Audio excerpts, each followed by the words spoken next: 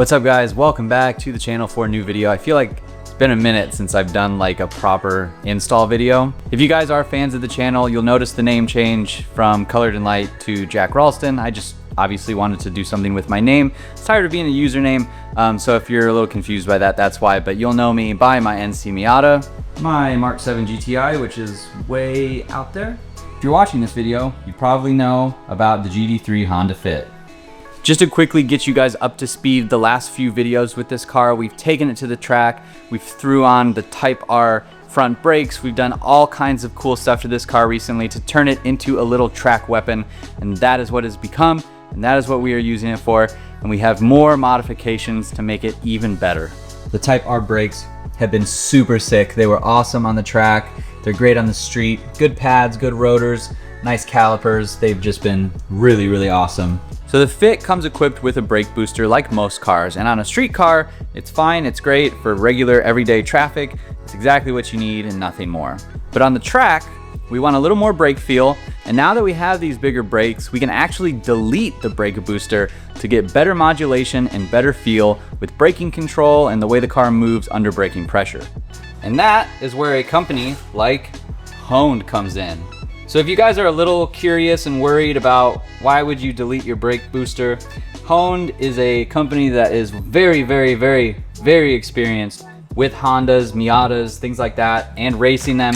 And they recommend these kits on all of their track cars. And it's pretty basic. It's some studs, it's some instructions with some various pieces, a little template for drilling, because while this is pretty easy to do, it's gonna take a little bit of effort, and then a beautiful CNC machined adapter for our brake master cylinder to delete the brake booster.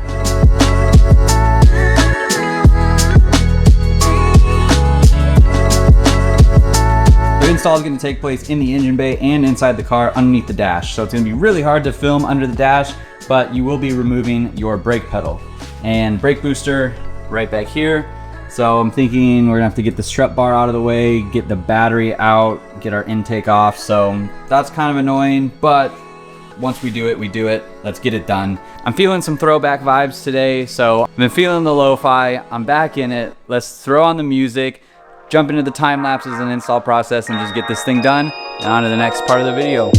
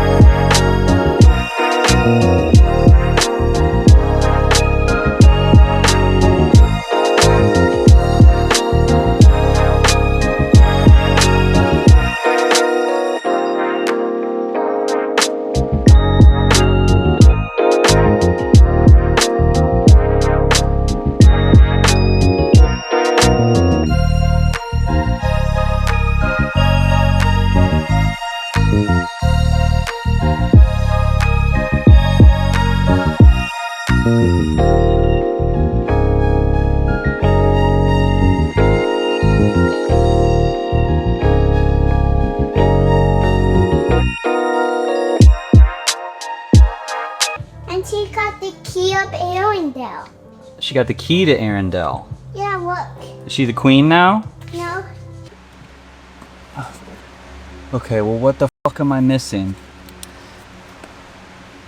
Oh, you motherfucker.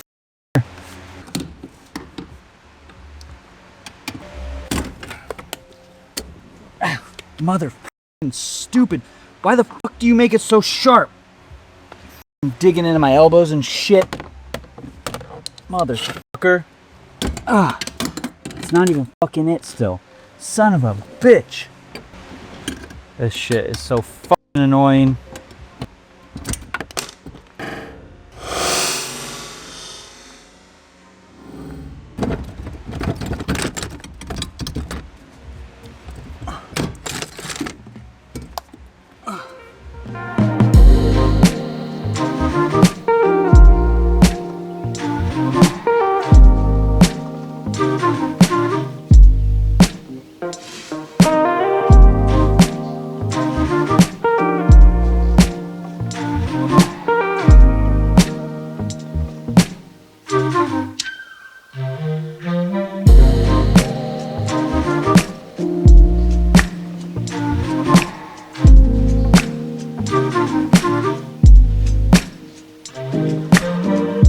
Everything is out. This brake pedal assembly is massive. It's hard to tell like on camera, but the brake booster is a little small and the brake pedal is huge, but we've got it all out. We're all cleaned out of the way, and I'm glad I don't have to shove that thing back in there. The reinstall should be easier.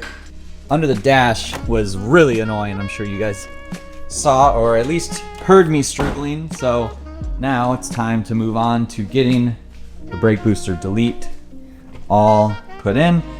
We've got our threads installed on the CNC piece, the adapter plate thing, and should be all good to go. We got our rubber on there. We just need to use this little template to adjust the pivot point of the brake pedal. So we're gonna use this hole right here to make a template to drill and move that pivot point for the, can't remember what this is, but this is what is going to attach. We need to get some of this stuff off the brake booster. Can't remember what this is called, but you guys know. I'm just gonna keep following the instructions and getting this installed.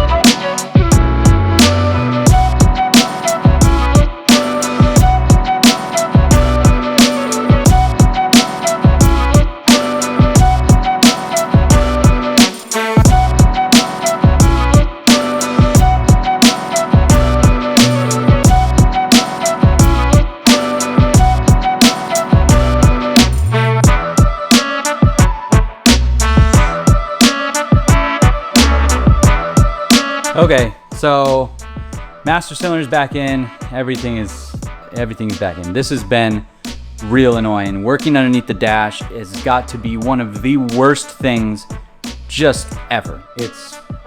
I hate it so much. But reinstallation is the same as the uninstall. So if you're taking everything off, put everything back the same way. The brake lines need to be moved just a little bit, and then obviously you're gonna have to bleed your brakes. Yeah, so I'm going to get all of this mess back together, and then we will get the brakes bled, and then we will take it for a test drive. All right, helmet cam. I'm gonna be yelling because I don't have my microphone, and I'm hoping that you guys can at least mostly hear me, but yeah, brake booster delete. So we're coming up on a red light right now. I'm gonna have to press the brakes. And obviously, I'm pressing them a little bit harder, and you can tell that I've still got my foot on the brake, and now we're stopped. So it doesn't take that long to stop, but you have the ability to modulate the brakes in a way that you can slow down from longer distances. Not as fast, I guess. It's a little bit smoother of a deceleration.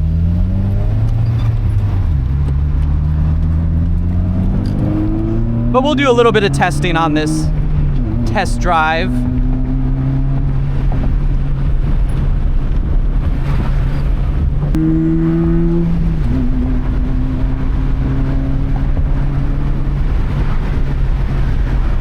So do like a little heel toe.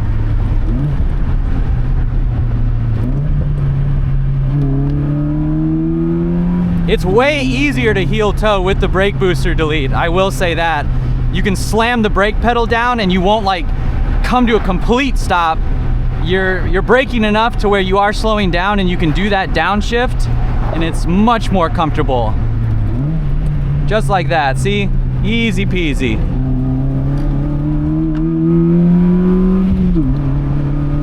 And then going 60, I'm gonna slam on the brakes. So you slam on the brakes and you definitely slow down. You need some good pads with this and some good healthy calipers and rotors, good brake fluid. If you're doing this, don't throw it on your street car and think it's gonna be the greatest thing in the world. If you're daily driving your Fit with street pads and street calipers and street rotors, I say street being like, you know, a little bit of an upgrade, you're not gonna have fun. It takes a lot more force to brake. But if you're driving aggressively often or have a track car like this Fit is a track car now, you'll like it. I like the way it feels for sure. All right, 40 miles an hour, and I'm gonna slam on the brakes. You guys watch the speedometer to see how fast it goes down. And 1, 2, and 3. ABS kicked in, tires squeal. These brakes on this car are so good. This little car is light enough to where the brake booster delete with the ITR calipers, rotors, pads, and all that stuff, it is sick. I love it. For a track car, this is an awesome, awesome, awesome upgrade. I'll try a little heel toe here. Whoops. That wasn't good. So driving in traffic, you know, you're definitely going to be using the brake a lot more, in a sense of my foot is on the pedal longer and I'm pressing harder, but I don't really drive this car in traffic too much anymore since it is kind of my dedicated track car now. But I'll show you guys another little braking test here. We go up to 70 this time. All right, 70 and braking. I mean, I was modulating the brakes more, so I was kind of like speeding up and slowing down as far as the braking goes, but yeah, brakes in this car are sick. With the brake booster delete, you really feel how good those brake pads are, and I don't even have the brake pads on it that I wanted to get in the first place. I wanted some EBC yellows, and I didn't get those, so I've got the Stop Tech pads on it, or Power Stop, I can't remember, but whichever one isn't the Amazon brand, and they're pretty good. So once I get some newer pads on this, it'll be way, way different. But one thing that you can practice with the brake booster delete is trail braking and modulating the brakes a little bit more. So like, I'm hitting the brakes right now and it feels really good. The car is still moving forward, but I can like let off easier. And I know I'm not going really that fast right now, but the trail braking and easing in and off the brakes is way more controllable. The biggest issue with the Fit was hitting the brakes and you would just have like no brakes and then all the brakes. It was really quite annoying, but with this setup, it's really fixed, and it's exactly what I'm hoping it would be from a track car with race pads and race calipers and good rotors and all that. And of course we're stuck here behind a truck now on the one curvy road in the entire town. I definitely didn't do anything illegal to pass that truck, but hey, we got a little bit of clear air in front of us now.